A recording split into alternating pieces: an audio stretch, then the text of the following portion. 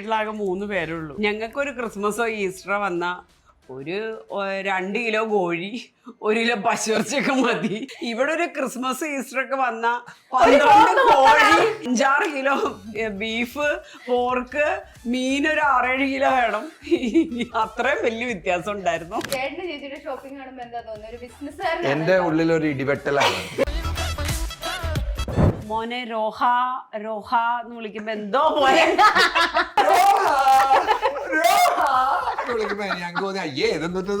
എന്റെ കൂട്ടുകാരന്റെ പേരൊക്കെ രോഹൻ അവനൊക്കെ കാണുവാണെങ്കിൽ പാവം.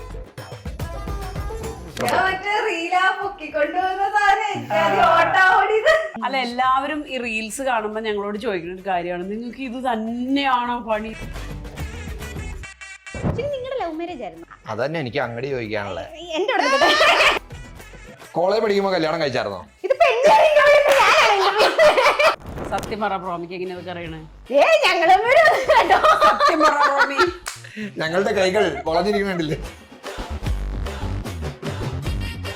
യൂഷ്വലി ഉണ്ടല്ലോ ഇപ്പത്തെ പെമ്പിളരൊക്കെ ആഗ്രഹിക്കുന്ന പോലത്തെ ഒരു പേരൻസ് ആണ് ഇവർ രണ്ടുപേരും. ഞങ്ങളാണോ മോഡേൺ ഫാമിലി?